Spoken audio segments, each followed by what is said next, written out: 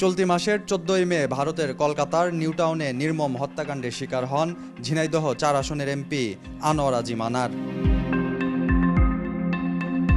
ইতিমধ্যে তার হত্যাকাণ্ডের জট খুলতে শুরু করেছে। হত্যাকাণ্ডে জড়িত থাকার অভিযোগে বেশ কয়েকজনকে গ্রেফতারও করা হয়েছে। গ্রেফতারকৃতদের মধ্যে একজন হলেন লাস্যময়ী এক নারী চরিত্র শিলাস্তি রহমান। কিন্তু কে এই শিলাস্তি রহমান, কী বা তার পরিচয়, আর কিভাবে ঘটালেন এই হত্যাকাণ্ড, চলুন জেনে নেওয়া যাক।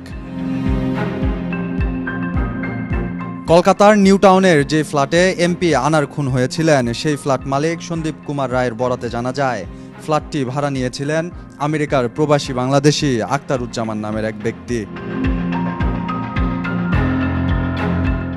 জানা যায় এমপি আনোয়ারুল আজিম আনার হত্যায় নাম আসা নারী শিলাস্তি রহমান হতে চেয়েছিলেন মডেল, কিন্তু এই তরুণী বিত্তশালী আখতারুজ্জামান শাহিনের খপ্পরে পড়ে চলে যান অন্ধকার এক জগতে। মার্কিন পাসপোর্টধারী শাহিন দেশে এলেই ঘুরে বেড়াতেন তার সঙ্গে, বিভিন্ন পার্টিতে অংশ নিয়ে মনোরঞ্জন করতেন শাহিনের সাঙ্গপাঙ্গদেরও। পুলিশ জানায় এমপি হত্যায় শিলাস্তিকে হানি ট্র্যাপ হিসেবে ব্যবহার করা হয়ে থাকতে পারে।